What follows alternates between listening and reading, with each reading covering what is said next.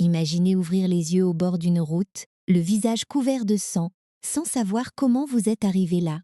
Votre voiture est renversée dans un fossé. Votre tête bourdonne. Vous cherchez un nom, un souvenir, un visage familier. Mais il n'y a rien. Puis une automobiliste s'arrête pour vous aider. Elle vous regarde, perd soudain le contrôle de son véhicule et meurt presque instantanément, les yeux devenus étrangement pâles. À ce moment-là, une question terrible apparaît. Est-ce que quelque chose rôde dans l'air ou est-ce que le danger vient de vous? Voilà comment Radius nous attrape. Pas avec une explosion gigantesque, pas avec une armée de monstres, mais avec une idée simple, nette et profondément inquiétante. Le film suit Liam, interprété par Diego Klatenhoff. Au début, il ne sait même pas qu'il s'appelle Liam. Il retrouve cette identité comme on retrouverait un objet appartenant à un inconnu, simplement en regardant les papiers dans son portefeuille. Cette petite scène dit déjà beaucoup. Un nom ne suffit pas à rendre une vie. On peut lire son adresse, voir sa photographie, reconnaître sa propre signature et pourtant rester totalement étranger à soi-même. Radius transforme donc l'amnésie, un procédé très connu du cinéma, en quelque chose de plus angoissant. Liam ne cherche pas seulement à comprendre l'accident, il essaie de déterminer s'il est une victime, un témoin ou la cause de ce qui se passe autour de lui. En avançant vers la ville, il découvre des animaux morts, puis un restaurant rempli de corps.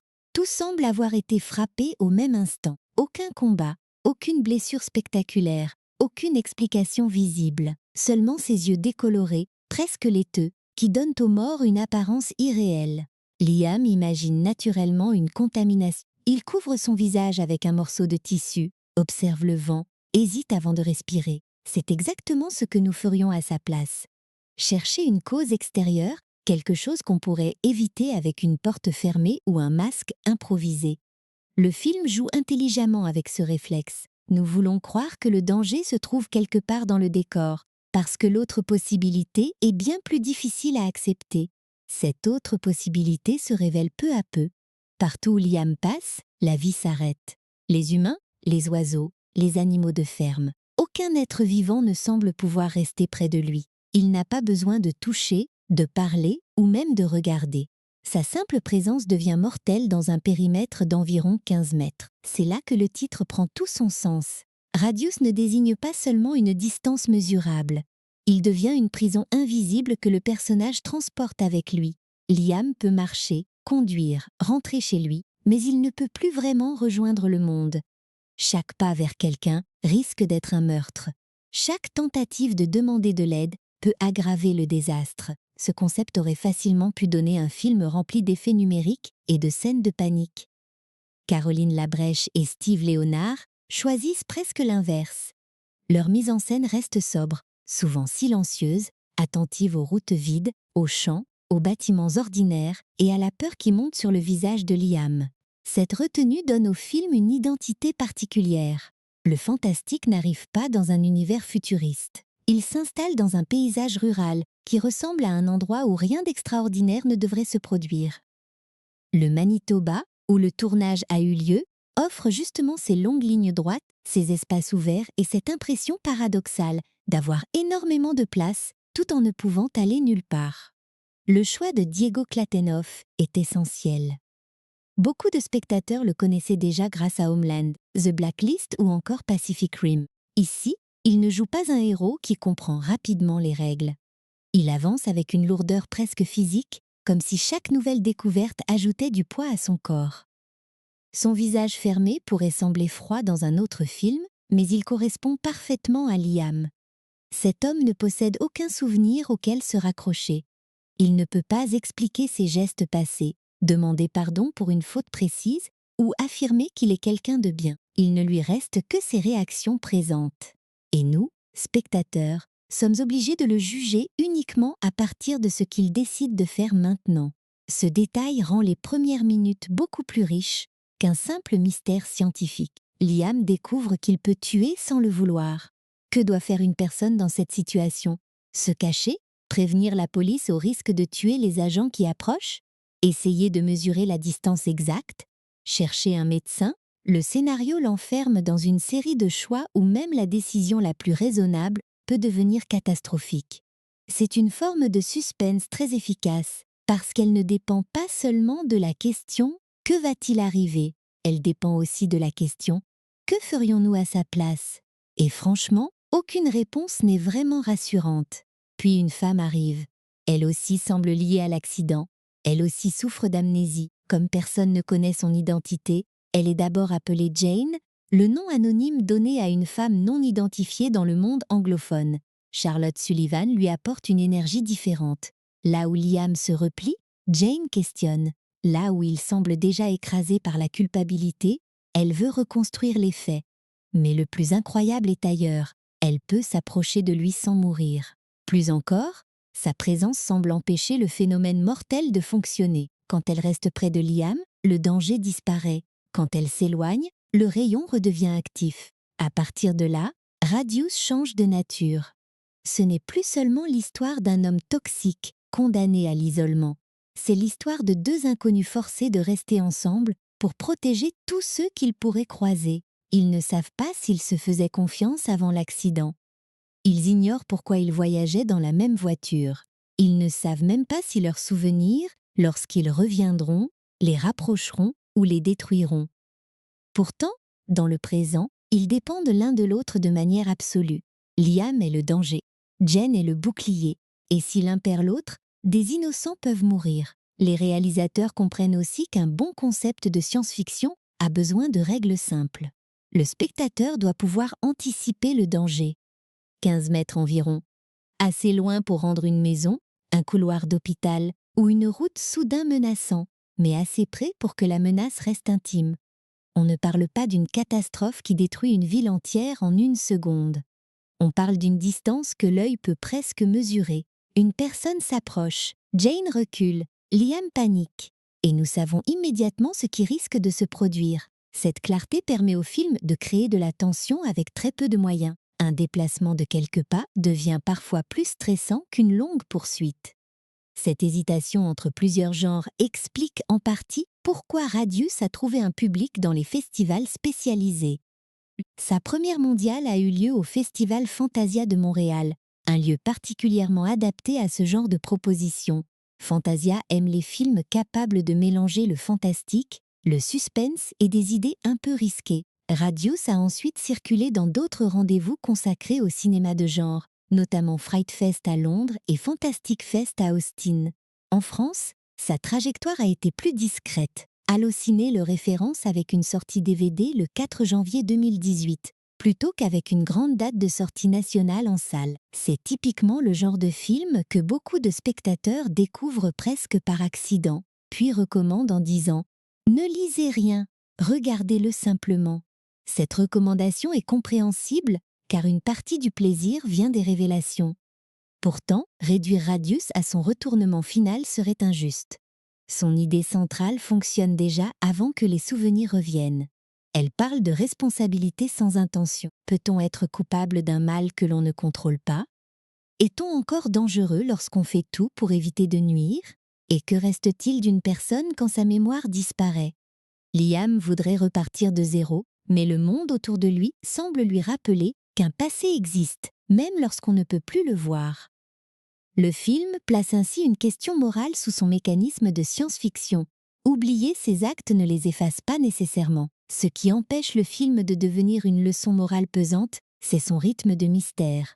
Chaque réponse crée une nouvelle question. Pourquoi Liam produit-il cet effet? Pourquoi Jane l'annule-t-elle? L'accident a-t-il déclenché le phénomène ou révélé quelque chose qui était déjà là? Et surtout, quelle relation unissait ces deux personnes avant qu'elles perdent la mémoire? Les indices arrivent par fragments, une image qui traverse l'esprit, une affiche aperçue trop longtemps, une réaction que le personnage ne comprend pas lui-même. Le spectateur reconstitue le puzzle en même temps qu'eux, mais il n'est jamais certain d'avoir placé les pièces dans le bon sens. Derrière cette histoire se trouve un projet porté pendant plusieurs années par Labrèche et Léonard, un duo québécois qui avait auparavant signé la comédie indépendante Sans dessin. Le passage vers un thriller de science-fiction en anglais peut sembler radical, mais il révèle leur goût pour les récits de genre et les structures fondées sur la surprise. Le film a été tourné rapidement, en 22 jours, dans plusieurs lieux du Manitoba, notamment Winnipeg, Oakbank et Selkirk. Ce calendrier serré explique certaines limites visibles, mais il donne aussi au résultat une concentration bienvenue.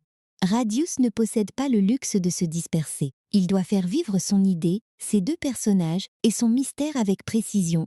Et c'est peut-être là sa première grande réussite. Dès son ouverture, le film nous met dans la même position que Liam. Nous ne savons rien, nous avançons avec lui, et chaque présence humaine devient à la fois un espoir et une menace. Quand Jane entre dans l'histoire, cette solitude se transforme en dépendance. Deux êtres sans passé connu doivent maintenant protéger un monde qui les considère déjà avec suspicion. Nous pourrions croire que le plus difficile sera de comprendre le phénomène. Mais Radius prépare quelque chose de plus douloureux, car les règles du rayon ne sont finalement que la surface. Le véritable danger attend dans les souvenirs, et lorsque ceux-ci commenceront à revenir, la question ne sera plus seulement de savoir comment Liam peut vivre avec son pouvoir, mais s'il mérite encore d'être sauvé. La présence de Jane apporte une solution, mais c'est une solution fragile, presque absurde. Pour empêcher Liam de tuer, elle doit rester près de lui. Pas dans la même ville, pas simplement joignable par téléphone. Physiquement près de lui, à l'intérieur d'une distance qu'ils ne connaissent pas encore avec précision. Et cette contrainte transforme immédiatement leur relation. Ils viennent à peine de se rencontrer, ils ne savent rien l'un de l'autre, pourtant ils doivent se déplacer comme s'ils étaient attachés par une corde invisible. Un moment d'inattention, une dispute, quelques pas dans la mauvaise direction, et quelqu'un peut mourir sans même comprendre pourquoi. Jane affirme qu'elle se trouvait dans le véhicule au moment de l'accident. Après avoir été prise en charge, elle a essayé de retrouver l'homme qui conduisait. Ce récit donne enfin à Liam un point de départ. Jusqu'ici, son passé se limitait à une carte d'identité et à une maison qui ne provoquait chez lui aucun souvenir clair. Jane constitue la première preuve vivante qu'une histoire commune existe. Mais elle ne peut pas lui raconter cette histoire, parce que sa mémoire est aussi vide que la sienne. Ils possèdent donc chacun la moitié d'un témoignage dont aucune phrase n'a survécu. Ils retournent vers le lieu de l'accident avec une prudence presque douloureuse. Liam doit surveiller la route, les maisons, les animaux et chaque silhouette susceptible d'approcher. Jane, elle, doit rester suffisamment proche pour neutraliser son effet. Le trajet ressemble au déplacement d'un objet dangereux. C'est glaçant. Liam n'est plus totalement une personne aux yeux du monde, même si le monde ignore encore ce qu'il est. Il devient une zone de catastrophe ambulante.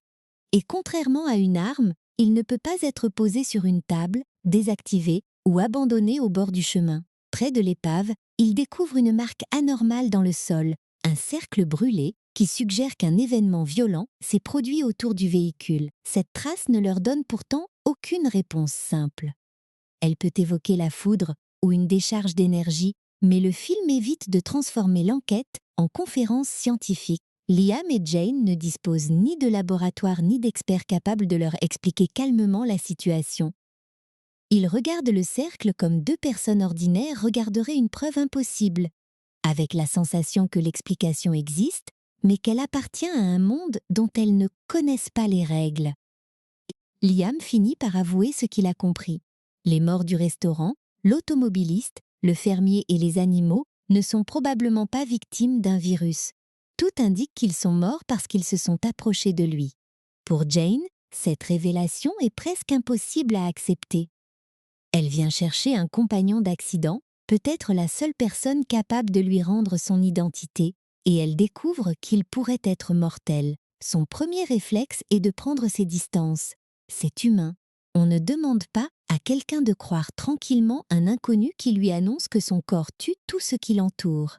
Mais lorsqu'elle s'éloigne, un agent de police arrive. Il voit deux personnes agitées près d'une voiture accidentée et tente naturellement de comprendre ce qui se passe. Liam sait ce que l'agent ignore. Il essaie de le prévenir, mais comment expliquer une chose pareille en quelques secondes sans paraître menaçant ou délirant? Plus Jane recule, plus la protection disparaît. L'agent franchit la limite invisible et s'effondre. La scène confirme brutalement la théorie de Liam. Elle montre aussi pourquoi leur situation ne pourra pas être résolue par une simple visite au commissariat. Toute autorité qui s'approche pour les séparer risque de mourir, et chaque décès rend Liam plus suspect. Le film trouve ici une tension efficace. Les personnages doivent convaincre les autres de rester loin tout en ayant l'air coupables de quelque chose. Dans la vie normale, refuser qu'un policier approche, fuir un hôpital ou éviter les témoins sont des comportements qui attirent immédiatement la suspicion. Pour Liam et Jane, ce sont parfois des gestes de protection. Leurs bonnes intentions produisent l'image exacte de personnes dangereuses qui cherchent à dissimuler leurs actes. Plus ils essaient d'empêcher un drame, plus ils donnent aux autorités des raisons de les poursuivre. Il leur faut donc une preuve reproductible, quelque chose de plus solide qu'une série de morts et une intuition. Liam utilise une chèvre pour mesurer le phénomène. La méthode est rudimentaire, mais adaptée à leur situation. Ils n'ont pas d'instruments sophistiqués. Ils ont un animal, une corde, un espace dégagé et la possibilité de compter leurs pas. Jane se tient d'abord près de Liam. La chèvre reste vivante, puis elle s'éloigne progressivement. Dès qu'elle dépasse une certaine limite, l'animal s'effondre. En revenant dans le périmètre de Liam, Jane bloque de nouveau les faits, mais elle ne peut évidemment pas ramener à la vie ce qui vient de mourir. Ils estiment ainsi la distance à environ 15 mètres ou 50 pieds. Ce chiffre est capital parce qu'il transforme une peur vague en règle concrète. Avant, Liam ignorait jusqu'où s'étendait le danger. Maintenant, il peut commencer à organiser ses mouvements. 15 mètres, ce n'est pas immense sur une carte, mais dans une maison, un parking ou un couloir, c'est énorme. Cela peut englober plusieurs pièces, une partie d'une rue ou tous les occupants d'un petit bâtiment. Le film nous pousse alors à observer chaque décor différemment.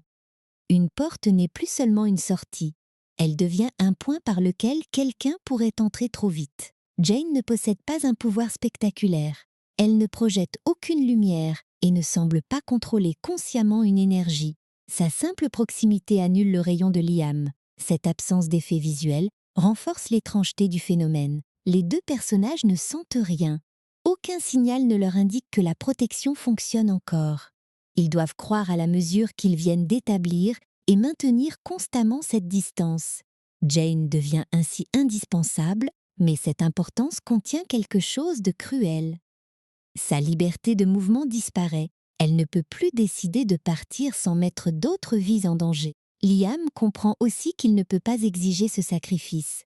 Jane a peur de lui, et elle a raison d'avoir peur. Il lui demande pourtant de rester assez longtemps pour chercher une explication médicale. Elle a déjà subi un examen après l'accident, notamment un scanner, sans que les médecins trouvent une cause évidente à son amnésie. S'ils découvrent une anomalie chez Liam, peut-être comprendront-ils pourquoi leurs effets semblent opposés. Leur décision d'aller à l'hôpital naît donc d'un mélange d'espoir et de désespoir. C'est l'endroit logique où chercher de l'aide, mais probablement l'un des lieux les plus dangereux où conduire un homme entouré d'un rayon mortel. Pendant le trajet, leur collaboration devient plus concrète. Ils doivent anticiper chaque arrêt, éviter les zones fréquentées et ne jamais perdre de vue la distance qui les sépare. On sent aussi apparaître une forme de confiance, non pas la confiance confortable de deux amis, mais celle de deux personnes qui n'ont pas le choix. Jane accepte que Liam ne cherche pas volontairement à faire du mal. Liam accepte de dépendre entièrement d'elle. Aucun souvenir ne garantit qu'ils sont honnêtes. Seuls leurs gestes présents peuvent servir de preuve. À l'hôpital, cette logique devient une angoisse pure. Liam entre dans un bâtiment rempli de patients, de médecins et de familles. Tant que Jane reste près de lui, tout semble normal. Mais le spectateur connaît désormais la règle, ce qui rend chaque séparation potentielle insupportable. Un ascenseur qui se ferme, une porte automatique, un membre du personnel qui demande à Jane d'attendre ailleurs. Les gestes les plus ordinaires peuvent provoquer une catastrophe. Radius n'a pas besoin de montrer constamment la mort. Il suffit que nous sachions qu'elle se tient à 15 mètres. Les examens ne révèlent rien de clairement anormal chez Liam. Cette absence de résultat est plus inquiétante qu'un diagnostic. Une blessure pourrait être traitée. Une substance pourrait être identifiée. Ici, la médecine traditionnelle observe un homme qui paraît physiquement sain, alors que plusieurs êtres vivants sont morts autour de lui.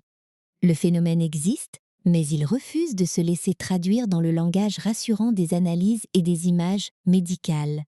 Liam ne peut même pas présenter une preuve sans risquer de tuer celui qui essaierait de la vérifier. Dans le même temps, les autorités commencent à relier son identité au décès inexpliqué.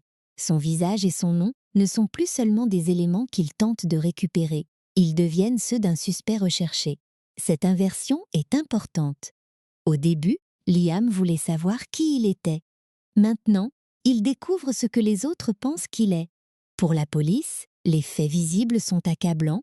Il apparaît près de plusieurs scènes de mort, quitte les lieux et évite les questions. Personne ne peut deviner la règle surnaturelle qui relie ces événements. Lorsque des agents arrivent à l'hôpital, Liam et Jane comprennent qu'ils risquent d'être séparés. Une arrestation classique serait mortelle. Menotter Liam, éloigner Jane ou le placer dans une voiture avec des policiers pourrait tuer plusieurs personnes en quelques secondes. Ils décident donc de fuir, ce qui les rend encore plus coupables aux yeux de ceux qui les poursuivent. C'est le piège parfait. Expliquer la vérité paraît impossible, la démontrer serait monstrueux, et s'échapper confirme toutes les suspicions. Au milieu de cette fuite, Jane est frappée par un fragment de mémoire. Une affiche de personnes disparues attire son regard et déclenche une sensation familière, comme si une image enfouie essayait de remonter. Le souvenir ne revient pas proprement.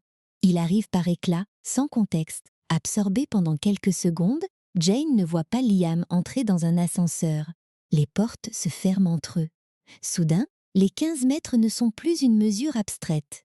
Ils deviennent plusieurs étages, une cage métallique en mouvement, et des inconnus enfermés avec un homme qui peut les tuer.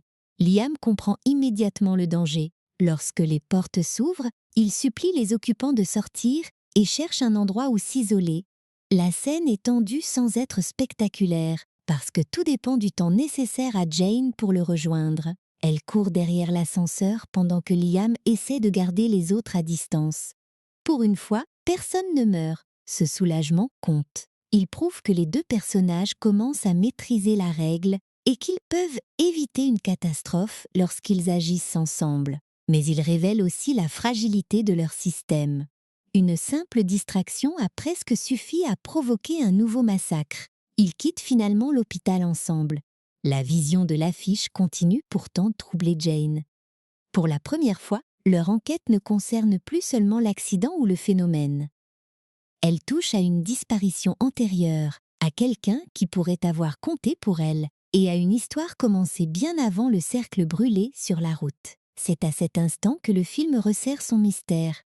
Le rayon possède désormais une distance. Jane possède une fonction précise. L'accident a laissé une trace physique. Pourtant, plus les règles deviennent claires, plus les identités se troublent. Liam et Jane savent comment rester en vie ensemble, mais ils ignorent toujours pourquoi ils étaient ensemble. Et la réponse ne se trouve peut-être ni dans un scanner ni dans les débris de la voiture. Elle se cache dans les souvenirs qu'ils redoutent maintenant de retrouver. Car certaines vérités peuvent être bien plus dangereuses qu'un cercle mortel. À peine Liam et Jane ont-ils quitté l'hôpital qu'une information diffusée à la radio bouleverse leur équilibre. Jane n'est pas Jane. Son vrai nom est Rose Darewood, et un homme appelé Sam se présente publiquement comme son mari. Il demande qu'elle revienne à la maison. Pour Rose, cette annonce devrait être un soulagement. Quelqu'un connaît son visage, son histoire, peut-être même la raison de sa présence dans la voiture de Liam. Pourtant, elle ne ressent pas la reconnaissance immédiate qu'elle espérait. Le nom de Sam ne débloque aucun souvenir rassurant. Il ressemble simplement à une nouvelle pièce du puzzle, une pièce qu'elle ne sait pas encore placer. Liam hésite à rencontrer cet homme. Leur visage circule déjà dans les médias, la police les recherche et toute rencontre peut tourner au désastre si Rose s'éloigne de plus de 15 mètres. Mais elle insiste. Sam représente leur meilleure chance de comprendre ce qui s'est passé avant l'accident. Ils finissent donc par le retrouver dans le commerce où il travaille. La scène est étrange pour tout le monde. Sam voit revenir sa femme disparue, mais elle le regarde comme un inconnu. Rose voit un homme qui affirme partager sa vie sans pouvoir vérifier la moindre émotion. Et Liam reste près d'eux comme une présence embarrassante, indispensable et potentiellement mortelle. Sam ne croit évidemment pas leur histoire. Il voit surtout un fugitif accompagné de sa femme amnésique. De son point de vue, Liam peut être un ravisseur qui a inventé une explication délirante pour la garder sous contrôle. Cette réaction est logique et le film prend soin de ne pas transformer Sam en obstacle artificiel. Il a de vraies raisons d'être méfiant. Pour lui prouver l'existence du rayon, Liam et Rose reproduisent l'expérience avec des oiseaux. Lorsque Rose s'éloigne, les animaux meurent. Lorsqu'elle reste près de Liam, le phénomène est neutralisé. Sam doit alors accepter une vérité impossible. Sa femme est liée à cet homme d'une manière que personne ne peut expliquer. Il révèle ensuite pourquoi Rose avait disparu. Elle cherchait Lily Grayson, sa sœur jumelle, portée disparue depuis un certain temps. L'affiche aperçue à l'hôpital représentait donc bien quelqu'un de profondément lié à elle. Cette disparition avait rongé Rose, abîmé son mariage et poussé son état émotionnel jusqu'à un point dangereux. Sam raconte qu'avant de disparaître elle-même, elle était obsédée par la recherche de Lily. Elle ne parvenait plus à vivre normalement, car chaque journée sans réponse ressemblait à un abandon de sa sœur. Peu à peu, un souvenir revient. Rose se revoit sur un pont, prête à mettre fin à ses jours. Liam s'arrête et lui parle.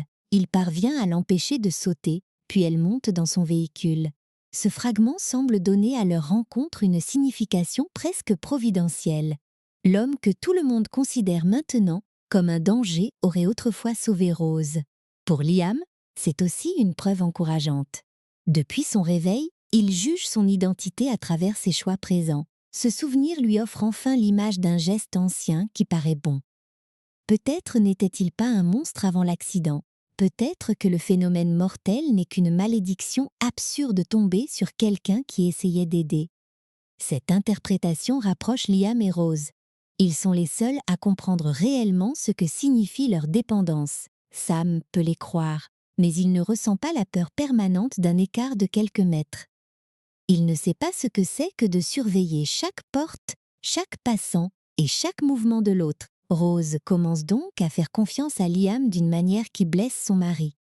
Ce n'est pas nécessairement une romance simple, c'est une intimité née de la survie, accélérée par l'amnésie et par l'obligation de rester ensemble. Quand Liam propose de rejoindre une cabane isolée dont l'emplacement lui revient par fragments, Rose accepte. Ils pourront s'éloigner de la population et réfléchir sans risquer un nouveau massacre. Sam comprend ce choix comme une fuite avec un inconnu. Sous l'effet de la peur et de la jalousie, il prévient la police, puis regrette presque aussitôt son geste. Il tente d'avertir Liam et Rose, mais les agents arrivent trop vite. Malgré leurs explications, les autorités les séparent. Le résultat est immédiat. Policiers et curieux s'effondrent autour de Liam dès que Rose franchit la limite. Cette scène montre le rayon dans toute son horreur. Jusqu'ici, les morts pouvaient encore être perçus comme des accidents isolés. Là, plusieurs personnes tombent presque en même temps, au milieu d'un espace public, alors que Liam supplie qu'on ramène Rose vers lui. Il n'attaque personne. Il ne contrôle rien. Pourtant, aux yeux des survivants et des médias, il vient de provoquer un massacre. Sam comprend enfin qu'il ne suffit pas de croire leur histoire en théorie. Il faut respecter leur proximité à chaque seconde. Il reste alors sur place pour essayer d'expliquer l'inexplicable, pendant que Liam et Rose prennent la route vers la cabane. Sur le trajet, un reportage mentionne un événement cosmique inhabituel détecté exactement dans la région de leur accident. Cette information leur permet de relier le cercle brûlé, la lumière aperçue dans leurs souvenirs et leurs capacités opposées. Le film ne donne pas de cours scientifique et ne précise pas clairement la nature du phénomène. Météore, décharge venue de l'ESPS, anomalie atmosphérique. L'étiquette importe moins que la conséquence. Quelque chose a frappé les deux personnages au même instant et les a transformés en forces complémentaires. Liam porte la mort. Rose l'empêche de se répandre. Cette réponse paraît satisfaire le mystère fantastique, mais Radius garde sa révélation la plus importante pour la cabane. Dès leur arrivée, quelque chose change. Le lieu n'est pas seulement familier à Liam. Il semble appartenir à une partie de lui que son esprit a tenu fermée. Pendant qu'il se trouve près du lac, Rose explore l'intérieur. Elle découvre des documents, des photographies et un ensemble de traces qui racontent une histoire bien différente de celle qu'ils avaient commencé à imaginer. Liam n'était pas un homme ordinaire pris au hasard dans une catastrophe. Il enlevait et tuait des femmes. Lily, la sœur jumelle de Rose, faisait partie de ses victimes. Le choc est immense parce qu'il réorganise tout ce que nous avons vu. L'amnésie ne cachait pas seulement quelques détails personnels. Elle séparait le Liam présent d'un passé monstrueux. Le geste sur le pont prend lui aussi une autre couleur. Il a bien empêché Rose de mourir, mais pas pour lui rendre sa vie. Il l'avait choisie comme prochaine victime. Au même moment, Liam retrouve ses propres souvenirs. Rose était montée dans son véhicule après le pont. Il préparait son enlèvement lorsqu'elle a compris le danger et s'est défendue. La confrontation a entraîné l'accident, puis l'anomalie cosmique les a frappés. Le film révèle ainsi que leur lien n'est pas une belle rencontre entre deux victimes du destin. C'est la rencontre d'un prédateur et de la sœur d'une femme qui l'avait assassinée. Le hasard leur a effacé la mémoire, puis leur a donné des pouvoirs qui les obligeaient à rester ensemble. Rose confronte Liam avec une arme. Elle ne voit plus l'homme qui a essayé de sauver des inconnus depuis son réveil. Elle voit le meurtrier de Lily, l'homme qui voulait également la tuer. Liam, lui, doit affronter une question presque impossible. Est-il l'homme de ses souvenirs ou celui qu'il est devenu après les avoir perdus? Ses actions récentes ne réparent rien. Elles n'effacent aucune victime. Mais elles montrent qu'en l'absence de son ancienne identité, il a éprouvé de la compassion, de la culpabilité et le désir de protéger les autres. Radius ne demande pas au public de lui pardonner. Il place simplement deux vérités côte à côte, sans rendre leur coexistence confortable. Leur confrontation est interrompue par des hommes qui les ont suivis et les prennent en otage. La situation donne à Liam une possibilité terrifiante, utiliser volontairement son rayon. Jusqu'à présent, il cherchait sans cesse à empêcher les morts. Maintenant, il sait qu'en s'éloignant de Rose, il peut transformer son corps en arme. Rose le comprend également. Lorsqu'elle laisse la distance augmenter, le père et l'un des filles meurent. Le dernier homme tire sur elle avant que le rayon de Liam ne l'atteigne à son tour. Rose est grièvement blessée. Liam pourrait fuir. Il pourrait profiter du chaos, disparaître dans la cabane ou abandonner celle qui connaît désormais son secret. Il choisit de la conduire à l'hôpital. Ce geste ne rachète pas ses crimes, et le film ne prétend jamais qu'une bonne action peut équilibrer plusieurs meurtres. Il montre plutôt que le Liam revenu à lui-même décide, pour une dernière fois, de protéger la personne qu'il avait autrefois condamnée. À l'hôpital, le dilemme devient définitif. Les médecins emmènent Rose pour la soigner, ce qui signifie qu'elle doit s'éloigner de lui. Dès qu'elle dépassera les 15 mètres, toutes les personnes autour de Liam risqueront de mourir. Il ne peut pas la suivre dans les zones de soins. Il ne peut pas rester dans le couloir.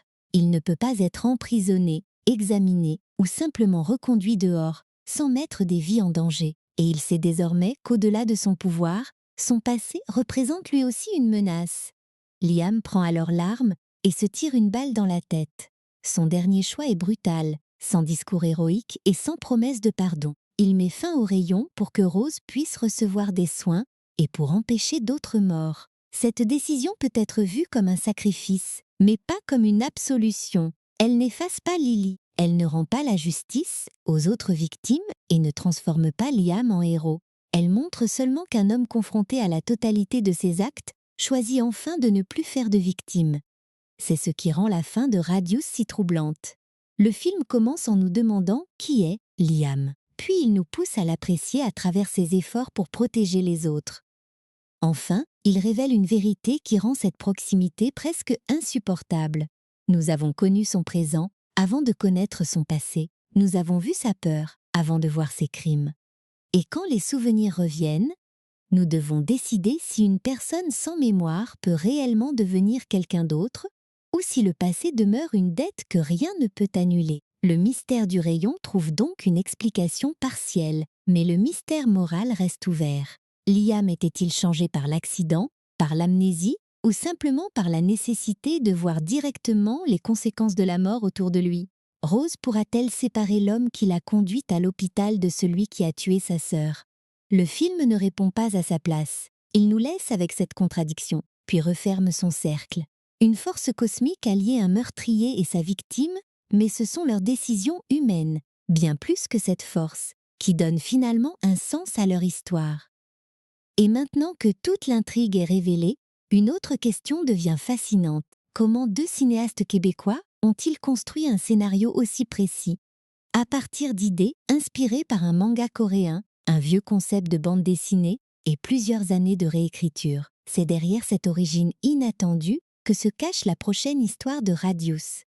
Quand on découvre la fin de Radius, on peut avoir l'impression que tout le film est né d'une seule idée brillante, arrivée d'un coup. Un homme tue tous ceux qui entrent dans un cercle autour de lui, tandis qu'une femme neutralise ce pouvoir. En réalité, Caroline Labrèche et Steve Léonard ont raconté un processus beaucoup moins propre, beaucoup plus humain. Le scénario s'est construit sur plusieurs années. Des morceaux d'histoire qui ne fonctionnaient pas seuls ont fini par se rencontrer. Et c'est justement cette collision entre deux concepts très différents qui donne au film sa personnalité. La première piste ne concernait pas du tout un rayon mortel. Les deux auteurs voulaient raconter l'histoire d'un homme et d'une femme qui découvriraient peu à peu qu'un passé sombre les reliait. Steve Léonard a cité Old Boy comme référence essentielle. Pas parce qu'il voulait reproduire l'intrigue du film de Park Chan-wook, mais parce qu'il admirait sa manière de modifier complètement notre perception des personnages grâce à une révélation tardive. Dans Old Boy, la vérité ne sert pas seulement à surprendre, elle oblige le spectateur à revoir mentalement tout ce qu'il vient de regarder. Radius cherche exactement ce genre d'effet.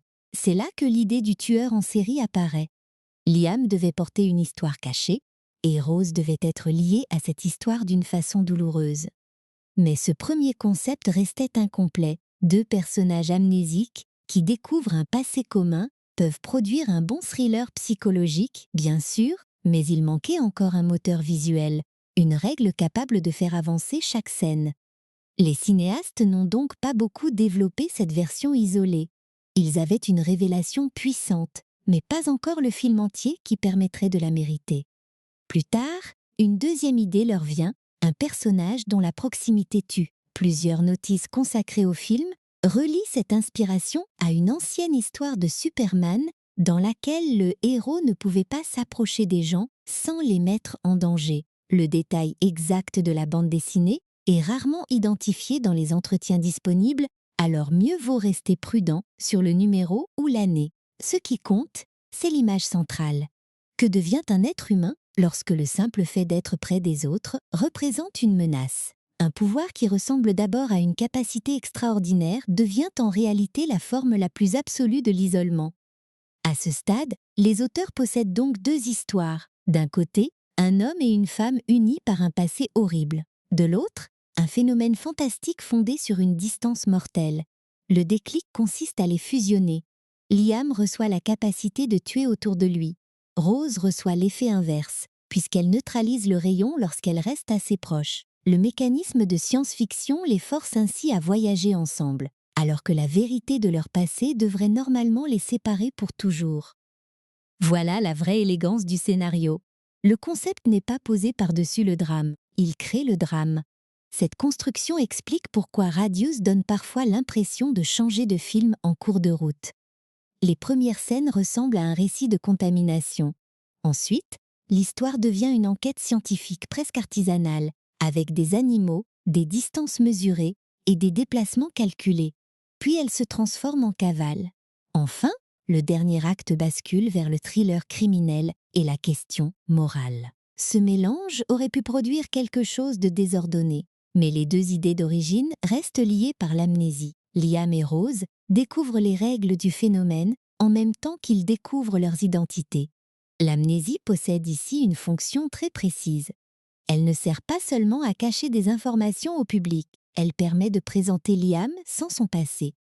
Pendant une grande partie du film, nous observons un homme inquiet, coupable des morts involontaires qui l'entourent et déterminé à éviter de nouvelles victimes. Nous construisons notre jugement sur ce comportement, puis les souvenirs reviennent et détruisent l'image que nous avions formée. Sans l'amnésie, Liam serait immédiatement identifié comme un meurtrier et le public garderait une distance morale. Avec elle, le scénario nous oblige d'abord à rencontrer la personne qu'il pourrait devenir. Caroline Labrèche a expliqué que la question centrale était celle-ci. Lorsqu'une personne ne se souvient absolument pas de ses crimes, reste-t-elle coupable de la même manière? Peut-on la condamner alors que, dans son esprit, cette ancienne identité n'existe presque plus? Les deux auteurs eux-mêmes ne prétendaient pas posséder une réponse claire. C'est important, parce que le film aurait été beaucoup moins intéressant s'il avait essayé de résoudre ce dilemme avec une morale simple. Radius préfère laisser le spectateur mal à l'aise. La fin faisait néanmoins partie de l'orientation profonde du projet. Les cinéastes voulaient que la part devenue consciente et compatissante de Liam soit plus forte au moment décisif. En découvrant l'homme qu'il était, il ne revient pas simplement à cet ancien comportement. Il absorbe la vérité, comprend la gravité de ses actes et choisit finalement d'empêcher de nouvelles morts. Son suicide peut représenter une punition, un sacrifice ou une tentative de rédemption. Le scénario refuse de choisir une seule lecture. Ce flou n'est pas un oubli, c'est le cœur du film. On comprend alors pourquoi la référence à Old Boy est plus profonde qu'un simple goût pour les retournements de situation. Un mauvais retournement existe seulement pour faire crier le public pendant quelques secondes. Un bon retournement change le sens émotionnel de l'histoire. Dans Radius, la révélation sur Liam transforme le pont, la voiture, la confiance de Rose et même la nature de leur dépendance. Ce qui semblait être la rencontre presque miraculeuse de deux survivants devient le prolongement d'un crime interrompu. Le rayon les rapproche physiquement, tandis que la mémoire rétablit la distance morale entre eux. Le scénario devait pourtant rester accessible. Avec un concept pareil, il aurait été facile d'ajouter des organisations secrètes, des scientifiques militaires, une explication extraterrestre détaillée ou une mythologie compliquée. Le film ne choisit aucune de ces directions. L'événement cosmique reste peu expliqué. Nous savons qu'il a transformé Liam et Rose, mais nous ne savons pas exactement comment. Ce choix permet de garder l'attention sur les conséquences humaines plutôt que sur la technologie. Le mystère scientifique donne une impulsion à l'histoire. Il ne devient jamais sa destination finale. Il faut aussi remarquer le travail effectué sur les règles. Pourquoi une cinquantaine de pieds, soit environ 15 mètres? La distance devait être assez large pour rendre les lieux publics dangereux, mais assez limitée pour que les personnages puissent encore essayer de la contrôler. Pourquoi Rose annule-t-elle le pouvoir au lieu d'être simplement immunisée? Parce que l'immunité seule lui permettrait de partir. La neutralisation l'oblige à rester. Pourquoi les deux personnages perdent-ils la mémoire? Parce que le public doit découvrir leurs relations, après avoir appris à les connaître dans le présent. Chaque règle remplit ainsi une fonction dramatique. Certains spectateurs se demandent naturellement si d'autres versions du scénario existaient, avec des pouvoirs différents ou une explication plus développée. Les sources accessibles ne donnent pas une liste fiable de scènes supprimées ni de fins totalement abandonnées. Ce que les réalisateurs ont confirmé, c'est surtout le long processus d'environ 4 ans, le rapprochement progressif des deux idées principales et la présence, dès le développement, d'une conclusion fondée sur le choix final de Liam. Inventer une version secrète plus spectaculaire serait séduisant, mais ce serait raconter une histoire que les auteurs n'ont pas eux-mêmes documentée. Nous savons en revanche que le chemin vers le tournage a été long. Après leur premier long métrage, Sans dessin, sorti dans le circuit québécois et présenté à Fantasia, Labrèche et Léonard espéraient utiliser ce film comme carte de visite. La suite n'est pas arrivée rapidement. Entre la conception de Radius et son tournage, les années passent, le projet change plusieurs fois de main et le financement reste difficile. Pendant cette attente, le duo développe également plusieurs concepts pour la télévision. Ils essaient différentes portes parce qu'une carrière de cinéma indépendant avance rarement en ligne droite. Le passage de la comédie à la science-fiction inquiétait également les partenaires potentiels. Leurs travaux précédents étaient connus pour un humour influencé par Monty Python et Family Guy. Comment prouver qu'ils pouvaient maintenant créer une atmosphère sombre, tenir le suspense et mettre en scène un phénomène invisible? Leur réponse a été très concrète. Investir leur propre argent dans une preuve de concept. Ils ont tourné environ 5 minutes sur 2 jours, avec plus de temps par image qu'ils n'en auraient sur le long métrage. Cette démonstration disait aux producteurs « Nous pouvons réellement fabriquer ce monde ». Cette démarche révèle quelque chose de fondamental sur Radius. Le film repose sur une idée facile à expliquer en une phrase, mais difficile à rendre crédible pendant 90 minutes. Une personne tombe morte près de Liam. Le premier choc fonctionne. Mais comment varier les situations sans répéter la même scène? Le scénario répond en faisant évoluer la fonction du rayon. Au début, c'est une énigme. Ensuite, une menace. Puis une preuve. Plus tard, un obstacle à l'arrestation. Dans la cabane, il devient une arme volontaire. Enfin, à l'hôpital, il devient la raison du sacrifice. La règle reste identique, mais son sens change. Le rôle de Rose évolue de la même manière. Elle commence comme une exception mystérieuse. Elle devient ensuite une protection, puis une partenaire d'enquête. Quand son identité revient, elle représente la mémoire des victimes. Et lorsqu'elle découvre la vérité, sa capacité à neutraliser Liam prend une dimension presque symbolique. Elle est littéralement la seule personne capable d'empêcher sa violence de se répandre. Le film ne prononce jamais cette idée comme une leçon. Elle se trouve simplement dans la mécanique de l'histoire. C'est sans doute ce que les auteurs cherchaient lorsqu'ils parlaient de films de genre capables de surprendre. Pour eux, la science-fiction n'était pas une affaire de vaisseaux spatiaux ou de budgets gigantesques. C'était une manière de prendre un dilemme humain et de lui donner une forme visible. La culpabilité devient un cercle. La dépendance devient une distance mesurable. Le passé devient une série d'images qui revient par fragments. Et la rédemption, si ce mot peut vraiment être utilisé ici, devient un choix concret accompli en quelques secondes. Radius est donc né moins d'une illumination que d'un assemblage patient. Une influence coréenne centrée sur la révélation, un souvenir de bande dessinée autour d'une proximité dangereuse, une fascination pour l'amnésie et la responsabilité.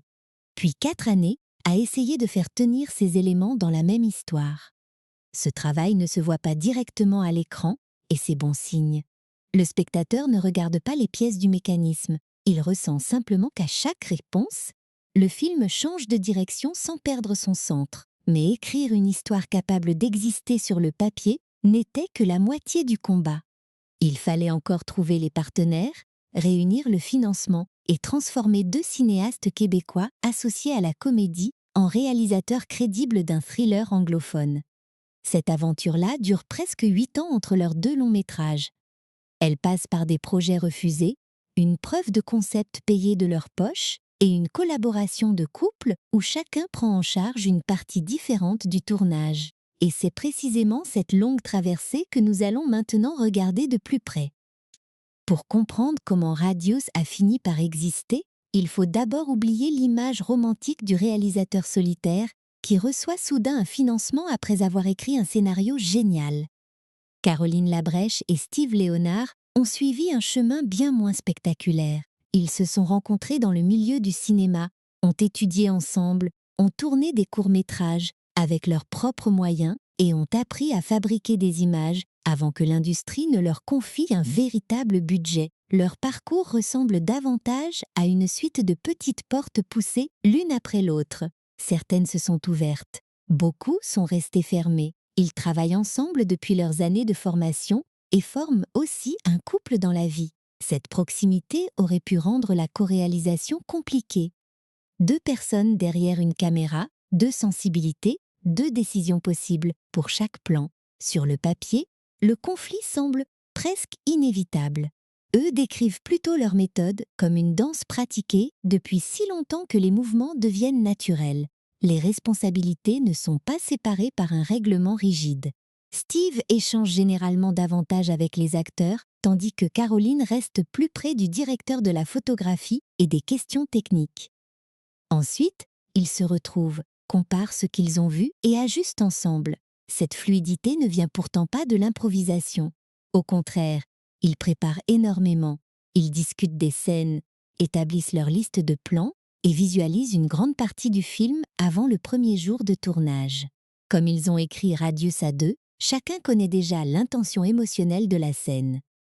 Sur le plateau, ils peuvent donc essayer 1 ou 2 prises correspondant au plan prévu, puis tourner rapidement une variante proposée par l'un d'eux.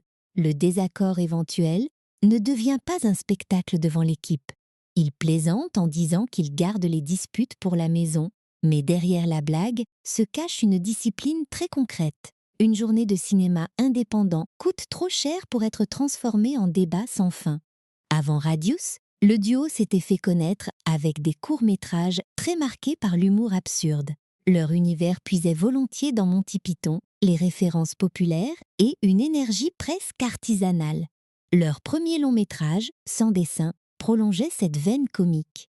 Réalisé avec environ 15 000 $ canadiens, Il avait été financé avec des moyens extrêmement modestes. Le film a pourtant rempli ses séances à Fantasia en 2009 et remporté le prix du public du meilleur long-métrage québécois. Pour de jeunes cinéastes indépendants, c'était une victoire immense.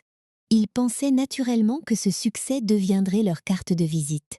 Ils imaginaient qu'après avoir prouvé qu'ils pouvaient écrire, produire et terminer un long-métrage, le suivant arriverait rapidement. Rien ne s'est passé ainsi.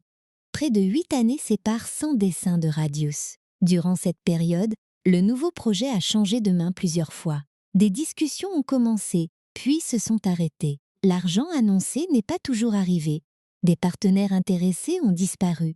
Caroline et Steve ont eux-mêmes résumé cette période avec une franchise assez drôle. Ils avaient un plan de carrière, mais presque rien ne s'est déroulé selon ce plan. L'attente n'était pas passive. Ils ont imaginé de nombreux projets pour la télévision, parmi lesquels des pilotes, une comédie de situation, des jeux et même des concepts de télé-réalité. Leur stratégie consistait à lancer plusieurs lignes à la fois, en espérant que l'une d'elles accroche enfin quelque chose. Cette période raconte une réalité peu visible du métier. Entre deux films, un réalisateur ne passe pas forcément ses journées à perfectionner un seul chef-d'œuvre dans le calme. Il écrit, téléphone, présente des idées, rencontre des producteurs, reformule un projet et recommence. Le travail créatif se mélange constamment au travail de persuasion. Radius vivait dans leur imagination depuis longtemps. Caroline et Steve ont indiqué avoir commencé à en écrire une forme dès 2006, bien avant le tournage de 2016. Les versions se sont accumulées au point qu'ils avaient l'impression de porter plusieurs films différents sous le même titre. Certains éléments disparaissaient d'un scénario, mais continuaient d'exister dans leur mémoire. Au début, leur ambition dépassait largement leurs moyens. Caroline a raconté avec humour qu'ils écrivaient presque comme si J.J. Abrams allait produire le film. Puis, ils ont observé des œuvres réalisées autour de budgets indépendants, beaucoup plus réduits, et compris ce qu'il fallait simplifier. Cette adaptation n'a pas seulement consisté à supprimer des scènes coûteuses. Elle a obligé les auteurs à déterminer ce qui constituait vraiment Radius. Était-ce l'événement cosmique, les morts soudaines, la fuite devant la police, ou la relation entre Liam et Rose? Quand un projet perd une grande partie de ce qui avait été imaginé, il peut donner l'impression d'être diminué. Dans leur cas, la contrainte a renforcé la priorité accordée à l'histoire. Les réalisateurs ont estimé n'avoir filmé qu'environ la moitié de tout ce qu'ils auraient idéalement voulu faire. Mais cette moitié devait contenir l'ossature entière du récit. Le changement de genre représentait une difficulté supplémentaire. Les personnes qui connaissaient Sans dessin voyaient deux auteurs de comédie à petit budget. Radius exigeait au contraire une ambiance grave, un suspense soutenu et une science-fiction crédible. Dire simplement « faites-nous confiance » ne suffisait pas. Ils ont donc investi leur propre argent dans une preuve de concept d'environ 5 minutes. Le tournage de cette démonstration a duré 2 jours, un luxe relatif comparé au rythme futur du long-métrage. L'image était même plus soignée sur certains aspects que celle qu'ils pourraient obtenir pendant la production complète. Cette courte séquence n'était pas destinée au public comme une bande-annonce traditionnelle. Elle servait à répondre à une inquiétude professionnelle. Ces cinéastes pouvaient-ils réellement changer de registre? Un scénario décrit une atmosphère, mais il ne garantit pas que le réalisateur saura la créer. La preuve de concept montrait le ton, le contrôle visuel et la capacité du duo à rendre crédible un phénomène fantastique avec peu d'effets. Elle transformait une promesse abstraite en objet visible. Dans le cinéma indépendant, quelques minutes bien fabriquées peuvent parfois parler plus fort qu'un dossier de dizaines de pages. Le projet a aussi bénéficié d'un lieu important pour le cinéma de genre. Le marché de coproduction internationale Frontières, organisé autour du festival Fantasia. Radius a été présenté lors de la toute première édition, en 2012. Frontières met en relation des auteurs, producteurs, distributeurs, vendeurs internationaux et financiers venus d'Europe et d'Amérique du Nord. Pour un thriller québécois en langue anglaise, pensé pour voyager hors du Canada, cette exposition avait une valeur particulière. Le film ne devait pas seulement convaincre localement, il devait montrer que son concept pouvait être compris en quelques secondes par des partenaires de plusieurs pays. La bonne rencontre finit par se produire avec Emma Films. La société montréalaise, dirigée notamment par Anne-Marie Gélinas et Benoît Beaulieu, avait déjà développé une solide expérience du cinéma de genre indépendant. Elle travaillait aussi avec l'équipe derrière Turbo Kid, autre projet passé par Frontières, avant de connaître une belle circulation internationale. Plusieurs artisans associés à ce film ont rejoint l'aventure de Radius comme producteurs exécutifs, notamment les membres du collectif RKSS et Stéphanie Trépanier. Cette proximité ne signifie pas que les deux films se ressemblent. Elle montre plutôt la formation, au Québec, d'un petit réseau capable de soutenir des propositions fantastiques exportables. Le montage financier et industriel a ensuite pris la forme d'une coproduction entre le Québec et le Manitoba. Emma Film s'est associée à Tittle Media et au coproducteur manitobain Jean Dutoit. Epic Pictures est entré dans le projet pour la production exécutive, les ventes mondiales et la distribution américaine, tandis que Film Option International devait assurer la distribution canadienne. Derrière ces noms se trouve la mécanique essentielle d'un film indépendant. Aucun partenaire ne porte seul l'ensemble du risque. Les compétences, le financement, le territoire de tournage et l'accès au marché sont répartis entre plusieurs structures. Cette combinaison explique aussi le choix du Manitoba, même si les paysages allaient devenir une qualité artistique du film. Tourner là-bas permettait de travailler avec une équipe locale et de construire une véritable coproduction interprovinciale. Le sud de la province offrait en plus les routes droites, les champs ouverts et l'horizon presque infini dont l'histoire avait besoin. Le lieu répondait donc à la fois à des réalités de production et à une intention visuelle. C'est souvent ainsi que naissent les meilleurs choix dans un film à budget limité. Une contrainte financière rencontre une solution esthétique et les deux deviennent impossibles à séparer. Même après l'arrivée des producteurs, rien n'était totalement sécurisé. Le casting indispensable pour assurer les distributeurs s'est prolongé très tard. Diego Klatenoff et Charlotte Sullivan n'ont officiellement signé que quelques jours avant le début du tournage. Pour Caroline et Steve, qui portaient Liam et Rose dans leur tête depuis des années, cette attente était particulièrement stressante. Les rôles exigeaient deux interprètes capables de soutenir presque tout le film, sans foule, sans spectacle permanent et avec une relation qui change de sens après la révélation finale. Une mauvaise association aurait fragilisé tout le projet. Le choix s'est finalement fait à partir des auditions. Le duo connaissait déjà Diego grâce à Homeland, mais c'est sa lecture qui les a convaincus qu'il était Liam. Charlotte a proposé différentes versions de ces scènes, révélant une souplesse qui correspondait à Rose. Nous reviendrons plus précisément sur leur jeu, mais ce processus tardif montre à quel point la production avançait sur une ligne étroite. Des années de développement pouvaient encore dépendre d'une décision prise moins d'une semaine avant que les caméras commencent à tourner. Une fois sur le plateau, la longue préparation du couple est devenue une forme d'assurance. Chaque journée imposait de comparer la liste des plans au temps restant. À la pause du déjeuner, la question revenait: qu'est-ce qui est absolument nécessaire pour raconter la scène? Un mouvement de caméra trop complexe pouvait être remplacé par une composition plus simple. Un effet prévu pouvait devenir une réaction d'acteur. La réduction n'était pas automatique. Il fallait préserver l'émotion ou l'information avant d'abandonner la dépense. Cette manière de travailler résume peut-être toute l'aventure de Radius. Caroline Labrèche et Steve Léonard n'ont pas attendu le contexte parfait. Ils ont commencé avec des courts-métrages, fabriqué un premier long-métrage presque sans argent, survécu à 8 années de projets incertains, financé leurs propres démonstrations et accepté que leur grande vision soit ramenée à ce que les moyens permettaient réellement. Ils n'ont pas obtenu le film gigantesque imaginé au départ. Ils ont obtenu un film terminé, cohérent et capable de circuler dans le monde. Mais le financement enfin réuni ne rendait pas le travail facile. Il ouvrait seulement la porte du plateau. Derrière cette porte les attendaient 22 jours au Manitoba, une météo et des décors parfois très différents de ceux observés pendant les repérages, des effets à fabriquer avec peu de temps et même un faux cadavre constitué de sacs de pommes de terre qui refusaient obstinément de couler. C'est là, dans les solutions improvisées et les accidents très concrets du tournage, que Radius allait véritablement prendre sa forme. Tourner un film comme Radius en 22 jours, c'est déjà une course. Le tourner dans plusieurs lieux du sud du Manitoba, avec des scènes extérieures, une météo changeante, des insectes envahissants et un budget qui oblige à mesurer chaque minute, c'est presque une expérience de survie. À l'écran, pourtant, tout paraît calme. Les routes sont vides, les champs semblent immobiles, et Liam avance dans un monde qui donne l'impression d'avoir retenu son souffle.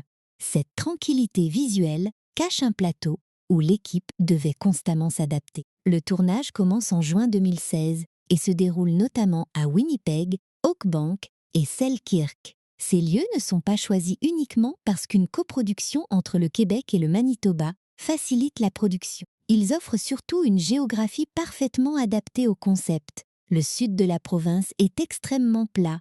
L'horizon s'étire sans obstacle, parfois si loin qu'un personnage semble minuscule au milieu du cadre. Caroline Labrèche expliquait qu'elle voulait beaucoup de plans larges dans la première partie, afin que le public ressente la distance autour de Liam.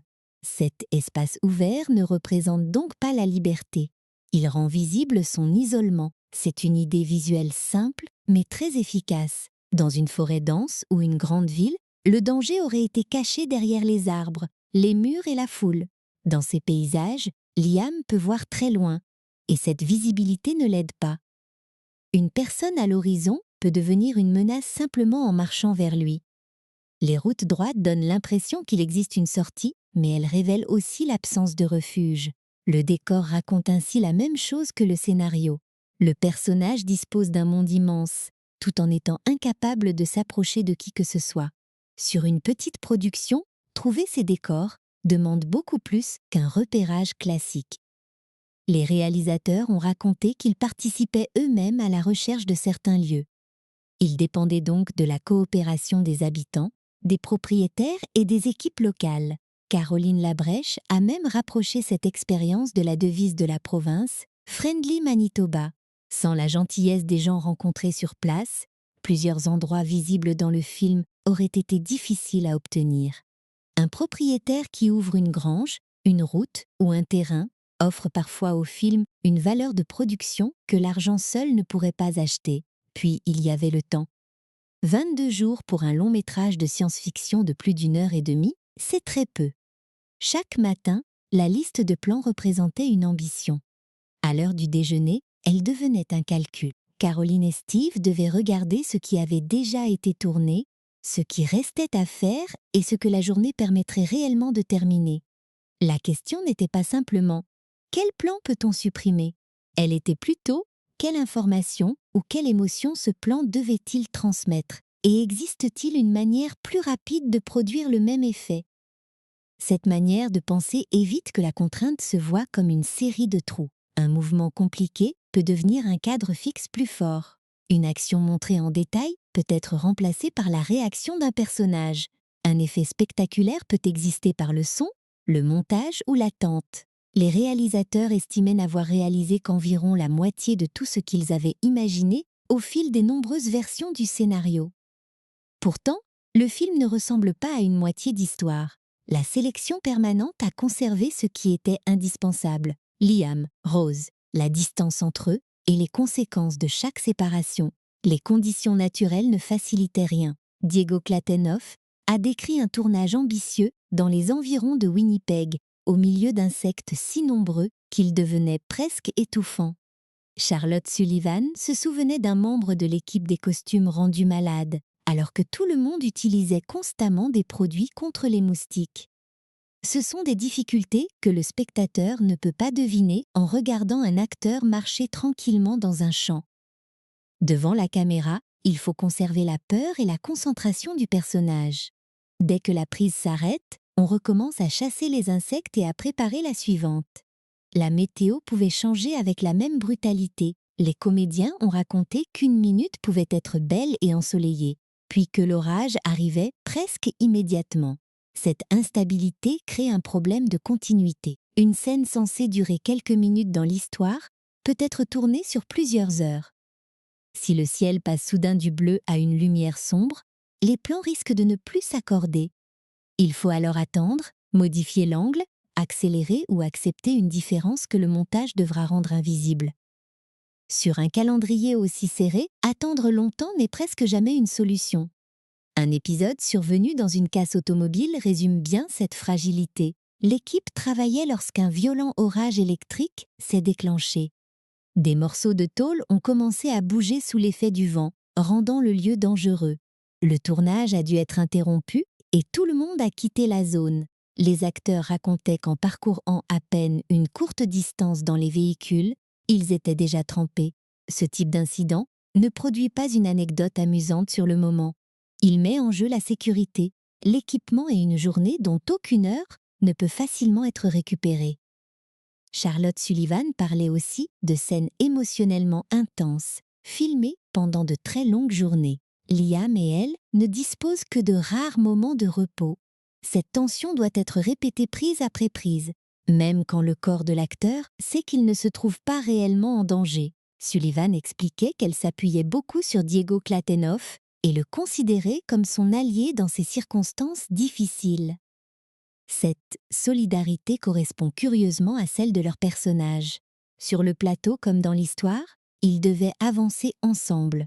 Le faible nombre de jours influençait également les effets visuels. Les responsables d'Alchemy 24 ne recevaient pas toujours tous les éléments qui auraient été idéaux pour leur travail. Dans une grande production, on tourne souvent des images propres du décor, sans acteurs ni accessoires, afin de faciliter ensuite les modifications numériques. Ici, l'horaire ne permettait pas toujours de capturer ces éléments supplémentaires. L'équipe d'effets devait donc travailler à partir du matériel disponible et résoudre des difficultés qui auraient pu être évitées avec plus de temps. Le résultat reste discret, ce qui est exactement ce que le film exige. Le phénomène doit sembler invisible, pas démonstratif. Mais la meilleure histoire de tournage concerne un effet qui n'avait rien de numérique. Pour une scène de souvenir, Liam devait jeter dans un étang un corps enveloppé dans une bâche. La production ne disposait pas du mannequin nécessaire. Le département des accessoires a donc improvisé une solution avec plusieurs sacs de pommes de terre pesant chacun 50 livres. Une fois assemblé et emballé, le faux corps atteignait environ 200 livres, soit plus de 90 kilos. Il avait l'apparence voulue et le poids nécessaire pour donner à Diego un véritable effort physique lorsqu'il le manipulait. L'équipe prépare alors un plan ambitieux. Diego se trouve dans une embarcation avec ce corps lourd et instable. Un drone attend au-dessus de lui. Au moment où le paquet doit tomber dans l'eau et commencer à couler, la caméra volante doit monter rapidement, créant une sensation de vertige et révélant le paysage autour de la scène. Tout est prêt. On compte jusqu'à 3. Diego pousse le corps hors du bateau. Le paquet touche l'eau et reste à la surface. Personne n'avait pensé à un détail pourtant très simple. Les pommes de terre flottent. Les réalisateurs ont raconté ce moment avec beaucoup d'autodérision. Après des années de développement, des semaines de préparation et toute la complexité d'un tournage de science-fiction, le plan est bloqué par une propriété élémentaire d'un légume. L'équipe perce alors des trous dans la bâche pour laisser entrer l'eau. Elle essaie de nouveau. Le corps refuse toujours de couler comme prévu. Or, chaque tentative demande de ramener ce poids énorme, de replacer le bateau et de réorganiser le drone. Le temps finit par gagner. Steve Leonard doit construire la scène autrement au montage. Une idée peut être excellente. Le cadre prêt et l'acteur en place. Si l'accessoire flotte, il faut abandonner le rêve et sauver le récit. Le spectateur ne sait pas qu'un plan manque, il voit seulement un souvenir inquiétant qui remplit sa fonction. Le travail du réalisateur consiste parfois moins à obtenir exactement ce qu'il désirait qu'à empêcher l'absence de ce plan de devenir visible. Radius utilise des routes ordinaires, des propriétés prêtées, une météo incontrôlable, des effets complétés avec des ressources limitées et un cadavre improvisé avec ce que le département artistique pouvait trouver rapidement. Rien de tout cela n'empêche le film de maintenir une atmosphère cohérente. La production transforme ses limites en discrétion. Plutôt que de montrer une énergie cosmique à chaque scène, elle montre les visages, les corps qui s'arrêtent et le silence après la mort. Il faut également reconnaître la préparation du duo de réalisateurs. Caroline suivait davantage les besoins techniques et l'image, tandis que Steve échangeait souvent avec les acteurs. Après une ou deux prises, ils comparaient leurs impressions et essayaient rapidement des variantes. Cette division souple était particulièrement utile lorsque le soleil, la météo ou le programme imposaient une décision immédiate. Deux regards pouvaient couvrir davantage de problèmes, à condition de ne pas perdre du temps à se contredire. Leur longue habitude de travail devenait donc une ressource aussi importante qu'une caméra ou un décor. Lorsque l'on revoit les premières scènes en connaissant ces conditions, les grands espaces prennent une autre dimension. Derrière chaque route vide se trouvent probablement des autorisations, une équipe qui surveille la météo et des acteurs qui luttent contre les insectes. Derrière chaque mort silencieuse se trouve une combinaison de jeux, de montage, de sons et parfois d'effets visuels réparés après coup. Derrière le corps jeté dans l'eau se cachent 4 sacs de pommes de terre et un plan de drone sacrifié. Ce tournage n'a donc pas été une bataille spectaculaire contre une catastrophe unique. Il a été une accumulation de petites résistances, le temps, le climat, les distances, le poids d'un accessoire, l'absence d'une image technique, une liste de plans trop longue. L'équipe a répondu à chacune avec la même question. Qu'est-ce qui doit absolument rester pour que l'histoire fonctionne? C'est cette discipline qui permet à Radius de paraître plus grand que ses moyens. Et une grande partie de cette illusion repose finalement sur 2 visages. Sans monstre visible ni décor futuriste, le film demande à Diego Klatenoff et Charlotte Sullivan de rendre crédible l'amnésie, la peur, la dépendance et une confiance qui sera ensuite brisée. Ils avaient signé seulement quelques jours avant le début du tournage. Pourtant, c'est sur leur relation que tout le dispositif allait tenir. La manière dont ils ont construit Liam et Rose mérite donc maintenant toute notre attention. Ce qui frappe dans Radius, c'est que le film demande énormément à ces 2 interprètes principaux tout en leur donnant très peu de confort. Liam et Rose ne disposent pas de longues biographies connues, de souvenirs précis ou de relations stables sur lesquelles s'appuyer. Ils commencent presque à zéro. Diego Klatenoff et Charlotte Sullivan doivent donc jouer des personnages qui découvrent leurs propres émotions au moment même où le public les découvre. La moindre hésitation compte. Un regard trop assuré donnerait l'impression qu'ils cachent volontairement quelque chose. Un jeu trop vide les rendrait inaccessibles. Ils doivent rester perdus sans devenir passifs, mystérieux, sans paraître artificiels. Le choix des 2 acteurs s'est pourtant fait au dernier moment. Les réalisateurs ont raconté que Klatenoff et Sullivan avaient signé seulement 4 jours avant le début du tournage.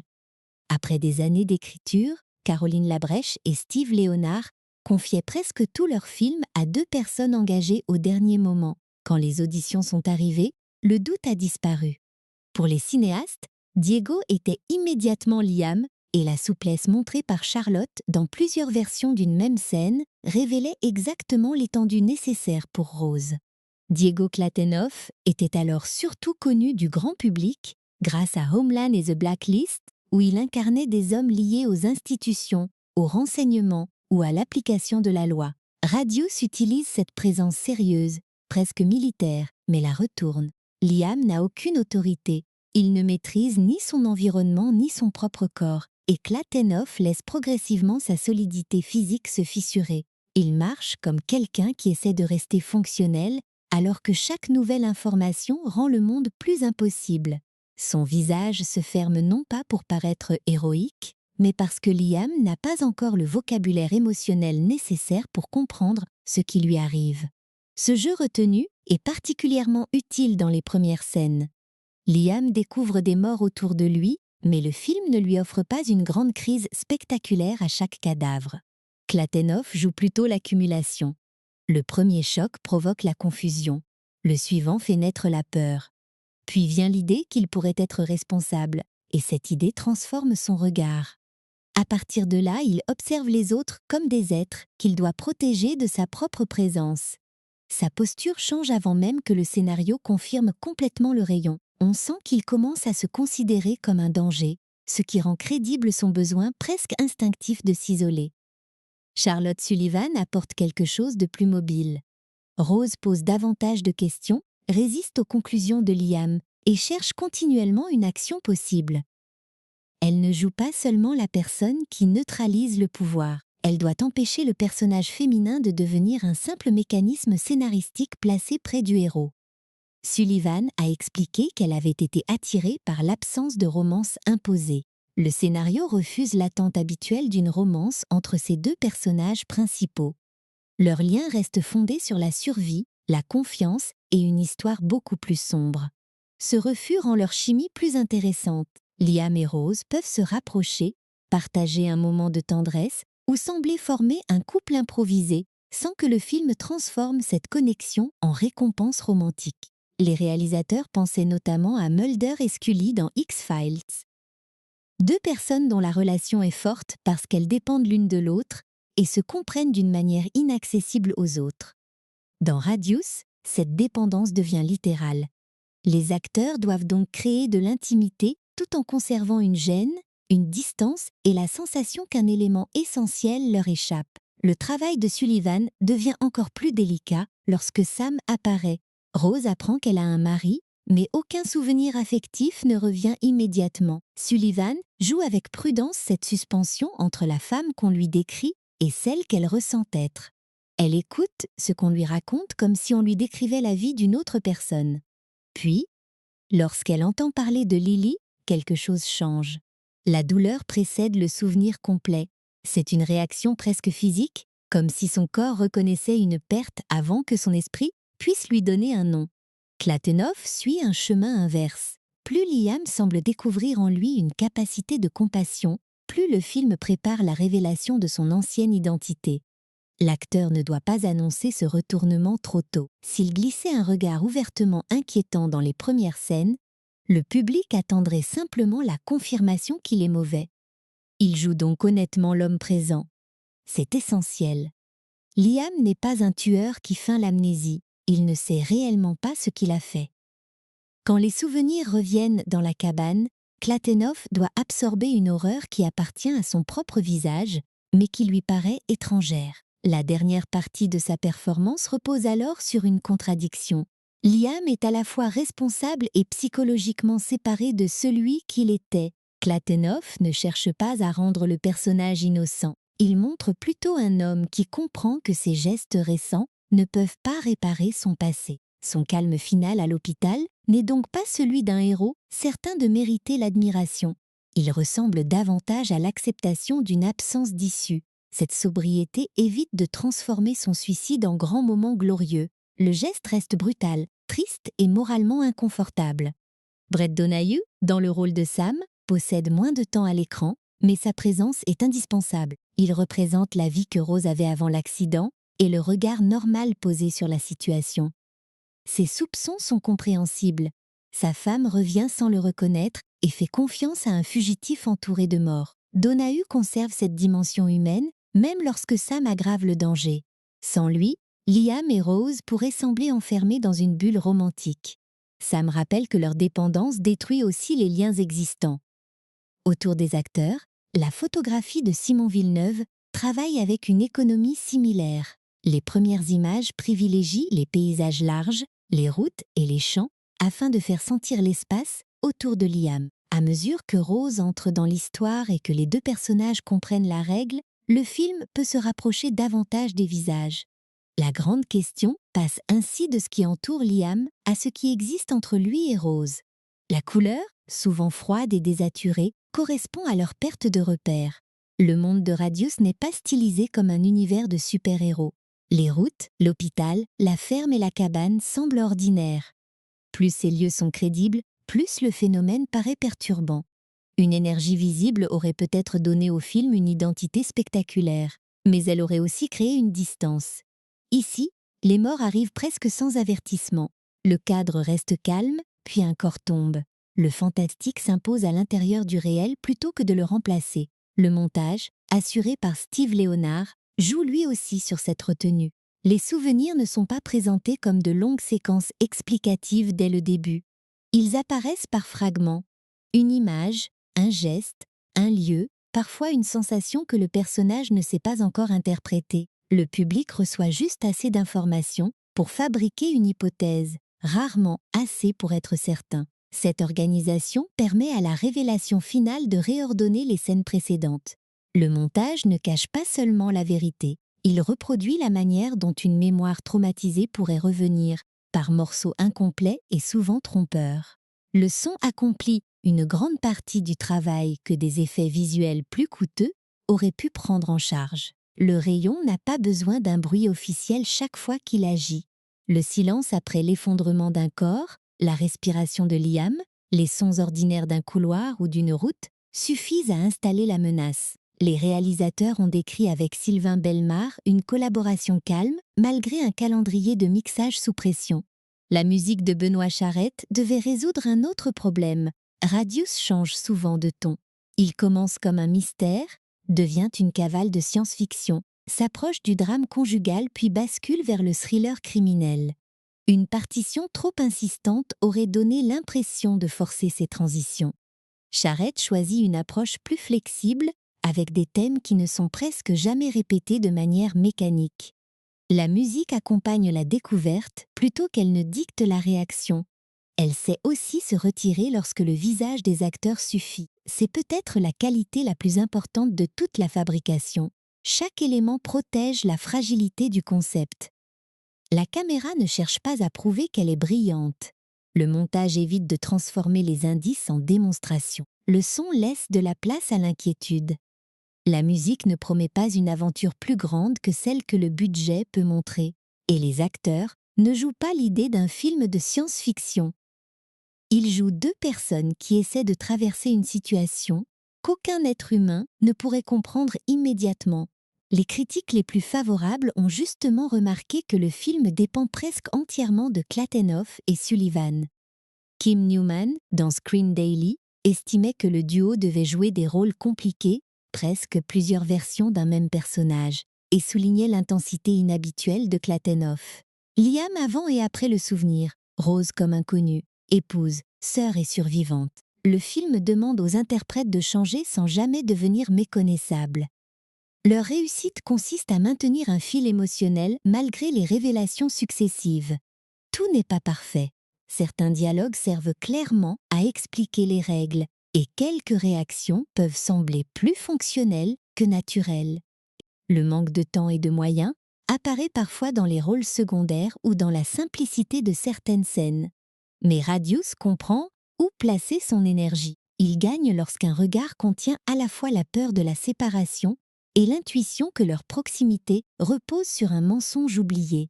Quand la projection européenne s'est terminée à Fright Fest, Steve Leonard a raconté avoir vu des spectateurs essuyer leurs yeux au moment du geste final de Liam.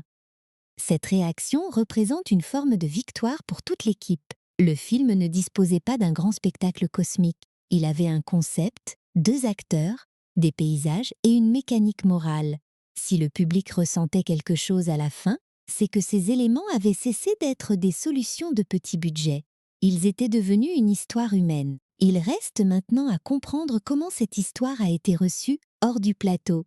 Radius a circulé dans plusieurs festivals et territoires, a obtenu des critiques étonnamment positives pour une œuvre aussi modeste, mais n'est jamais devenu un grand succès populaire.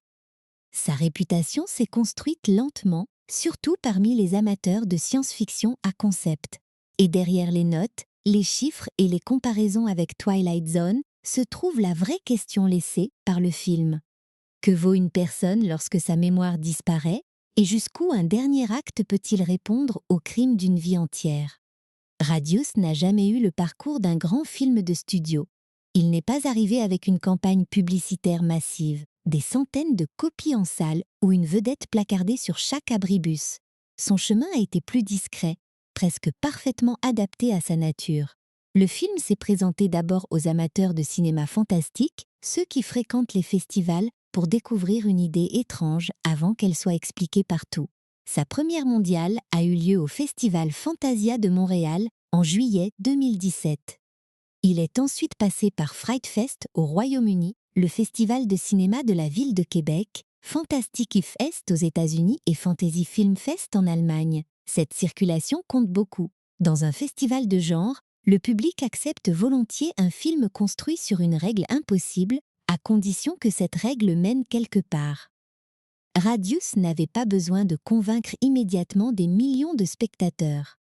Il devait d'abord séduire des salles remplies de personnes habituées aux récits à concept, aux productions indépendantes et aux retournements risqués.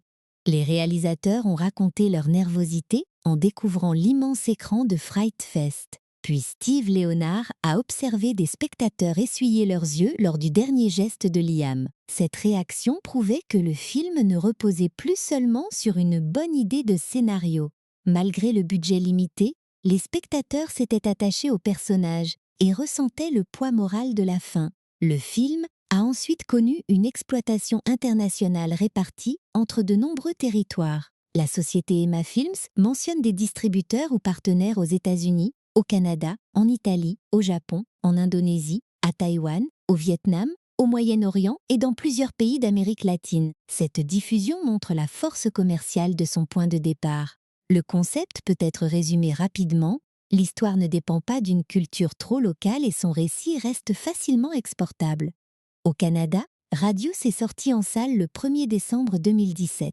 En France, son arrivée a été beaucoup plus modeste. Allociné indique une sortie DVD le 4 janvier 2018, sans grand distributeur cinéma répertorié, puis une disponibilité en vidéo à la demande plus tardive.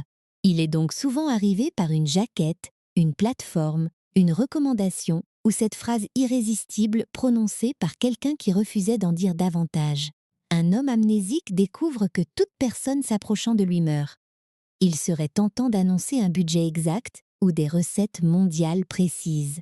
Les sources publiques fiables ne fournissent pourtant pas de bilan de box-office suffisamment solide pour le faire. Mieux vaut ne pas transformer une estimation provenant d'une base de données en fait officielle. Tout indique une exploitation limitée, pensée autour des festivals, de quelques sorties territoriales et de la vidéo, plutôt qu'une carrière commerciale classique. Pour une œuvre indépendante, rester dans les catalogues et continuer à attirer de nouveaux spectateurs constitue déjà une réussite. Le parcours public du film met surtout en avant ses sélections en festival, pas une moisson de trophées. Les sources disponibles ne documentent pas de grandes récompenses remportées par Radius lui-même, et il serait trompeur de lui attribuer le prix du public gagné à Fantasia par Sans dessin, le précédent long métrage du duo. La distinction est importante. Une sélection à Fantasia, Fright Fest ou Fantastic Fest offre de la visibilité et une forme de reconnaissance professionnelle, mais elle n'équivaut pas automatiquement à un prix. La réception critique offre un contraste intéressant avec cette visibilité réduite. Au moment où cette analyse est préparée, Rotten Tomatoes affiche 93% d'avis critiques positifs à partir de 15 textes, contre 59% du côté du public. L'échantillon professionnel reste petit, donc il ne représente pas un verdict universel. Il révèle néanmoins que plusieurs journalistes ont apprécié la discipline du scénario, sa capacité à renouveler son idée et la profondeur morale inattendue de la dernière partie. Sur Metacritic, seuls 3 avis professionnels sont répertoriés, avec des évaluations de 80, 76 et 63 sur 100.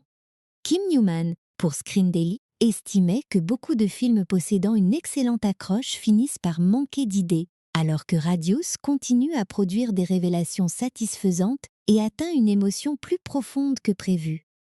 Tasha Robinson, dans The Verge, saluait un récit puzzle tendu, qui laisse au public l'espace nécessaire pour comprendre les implications sans tout expliquer. Le Globe and Mail était un peu plus réservé, tout en reconnaissant l'utilisation efficace du Manitoba et la force de la question centrale sur la responsabilité. Ces réactions résument bien la principale réussite du film. Radius ne gagne pas par son ampleur, mais par la manière dont son mécanisme change progressivement de sens. Les réserves sont tout aussi compréhensibles. Certains spectateurs trouvent le rythme lent, les dialogues trop explicatifs ou les performances excessivement contenues. D'autres acceptent le concept initial, mais pensent que le passage vers l'histoire de tueurs en série appartient presque à un autre film. Radius promet d'abord une énigme scientifique. Il finit par donner une tragédie morale. Celui qui attend une explication détaillée de l'événement cosmique peut rester frustré. Celui qui accepte que la science-fiction serve surtout à révéler les personnages reçoit quelque chose de plus rare. La réaction française semble, elle aussi, partagée. Allociné affiche une moyenne spectateur de 2,9 sur 5 à partir de 160 notes. Les commentaires favorables parlent souvent d'une bonne surprise, d'un petit film canadien découvert par hasard et d'un scénario capable de déjouer les attentes. Les avis plus sévères reprochent un potentiel sous-exploité, un rythme irrégulier ou un manque d'énergie visuelle. Cette division correspond parfaitement à la nature de Radius. Le film demande de la patience, puis exige que le spectateur reconsidère l'attachement qu'il a développé pour Liam. Ce n'est pas seulement une question de savoir si le retournement fonctionne. Il faut aussi accepter que ce retournement rende inconfortables les émotions ressenties pendant tout ce qui précède. Sous le mystère, le thème le plus fort reste la responsabilité. Au début, Liam tue sans intention. Il ne choisit ni ses victimes ni le fonctionnement de son rayon. Pourtant, dès qu'il comprend le danger, il devient responsable de ses déplacements. Le film distingue ainsi la culpabilité d'un acte et la responsabilité face à ses conséquences. Liam n'a pas provoqué volontairement la mort des personnes rencontrées après l'accident, mais il doit agir pour éviter les suivantes. Cette première question prépare la seconde, beaucoup plus dure. Que devient la responsabilité lorsqu'un criminel perd totalement le souvenir de ses crimes? L'amnésie agit presque comme une expérience morale. En retirant à Liam ses souvenirs, le film retire aussi les habitudes, les justifications et peut-être les pulsions qui formaient son ancienne identité. L'homme que nous rencontrons éprouve de la peur, de l'empathie et du remords pour des morts involontaires.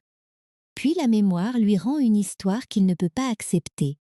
Radius nous oblige à séparer momentanément la personne de ses actes avant de les réunir brutalement. Est-ce que l'identité réside dans la mémoire, dans le caractère présent, dans les choix ou dans la continuité du corps qui a commis les crimes? Le film ne donne aucune réponse suffisamment confortable pour fermer le débat. Rose incarne la limite que cette réflexion ne doit jamais franchir. Elle rappelle que le débat philosophique concerne des victimes réelles dans l'univers du film. Lily ne revient pas parce que Liam a oublié. La souffrance de Rose ne disparaît pas parce que l'homme devant elle paraît désormais différent. Son pouvoir de neutralisation devient alors plus qu'une règle fantastique. Elle empêche littéralement la violence de Liam d'atteindre le monde, mais elle ne peut pas effacer ce qu'il a déjà fait. Sa proximité protège le présent, sa mémoire défend le passé. Le rayon peut aussi être lu comme une image de la violence que certaines personnes transportent autour d'elles. Les conséquences ne restent pas enfermées à l'intérieur de celui qui agit. Elles touchent les inconnus, les proches, les familles et ceux qui essaient d'aider. Liam découvre soudain cette zone de destruction sous une forme visible. Chaque corps qui tombe lui montre immédiatement ce que sa présence produit. Avant l'accident, il cachait ses crimes. Après l'accident, la mort autour de lui devient impossible à dissimuler. Le film parle également de dépendance. Liam et Rose ne restent pas ensemble parce qu'ils ont librement construit une relation saine. Ils sont attachés par une nécessité physique. Cette proximité crée de la confiance et une forme d'intimité, mais elle réduit aussi la liberté de Rose. Elle devient responsable de contenir un danger qui ne vient pas d'elle. Radius refuse toutefois de transformer cette situation en histoire d'amour destinée à guérir Liam. Rose n'existe pas pour sauver moralement l'homme qui a détruit sa famille. Elle peut neutraliser son pouvoir, l'aider pendant la crise et reconnaître que l'homme amnésique semblait différent. Rien de cela ne lui impose le pardon. Le dernier geste de Liam reste donc volontairement difficile à nommer. C'est un sacrifice, puisqu'il meurt pour que Rose soit soignée et pour protéger les personnes présentes à l'hôpital. C'est aussi l'arrêt définitif d'un homme devenu impossible à isoler sans tuer. Et c'est peut-être une reconnaissance tardive de sa culpabilité. Mais ce n'est pas un échange comptable dans lequel une bonne mort annulerait plusieurs meurtres. Le film ne lui offre ni pardon public ni réconciliation avec Rose. Il lui laisse seulement la possibilité de choisir ce qu'il fera de sa dernière seconde. Il ne peut plus modifier son passé. Il peut encore empêcher une victime supplémentaire. Cette ambiguïté explique pourquoi Radius reste dans la mémoire plus longtemps que beaucoup de thrillers construits sur une accroche similaire. Nous n'avons pas besoin de connaître la composition exacte de l'énergie cosmique pour comprendre le choix. Le film utilise la science-fiction comme la quatrième dimension savait souvent le faire. Une règle impossible place les personnages dans une situation morale qui rend visible quelque chose de très humain. Son héritage demeure modeste. Radius n'a pas bouleversé le cinéma canadien, lancé une grande franchise, ni accumulé des récompenses majeures que les sources permettraient de citer avec certitude. Sa place est plus discrète, celle d'un film francophone dans sa création, anglophone dans sa langue, canadien dans ses paysages et international dans son parcours. Il prouve qu'une idée forte, deux interprètes engagés et une mise en scène disciplinée peuvent porter un thriller de science-fiction sans infrastructure gigantesque. Il mérite aussi d'être replacé dans la tradition québécoise du cinéma fantastique indépendant. Nourri par Fantasia, le marché frontière et des producteurs capables de penser au-delà du marché local, Radius n'imite pas le cinéma français ni le modèle hollywoodien à grande échelle. Il trouve une troisième voie, une histoire accessible, tournée au Manitoba, développée à Montréal et conçue pour voyager. Alors, que reste-t-il lorsque le générique apparaît? Une première image très simple, un homme seul au bord d'une route. Puis une dernière, beaucoup plus lourde. Ce même homme choisissant de supprimer le danger qu'il représente. Entre les deux, Radius nous a fait croire que le mystère concernait un pouvoir. En réalité, il concernait une personne. Le rayon de 15 mètres pouvait être mesuré. La distance entre ce que Liam était, ce qu'il est devenu, et ce que Rose pourra un jour lui pardonner ne le peut pas. C'est peut-être pour cela que le film continue à être recommandé avec prudence. On peut raconter son point de départ, mais pas vraiment sa force sans dévoiler son secret. Radius n'est pas un chef-d'œuvre caché qu'il faudrait absolument déclarer parfait. Il possède des limites visibles, des moments plus fragiles et un rythme qui divisera toujours. Mais il prend son idée au sérieux, va jusqu'au bout de ses conséquences et laisse une vraie question après la surprise. Pour un film aussi modeste, c'est déjà remarquable. Et vous, après avoir découvert toute la vérité, avez-vous vu Liam comme un autre homme ou comme le même homme privé temporairement de ses souvenirs? La réponse que chacun donne à cette question dit peut-être moins de choses sur Radius que sur notre propre manière de comprendre la culpabilité, le changement et le pardon.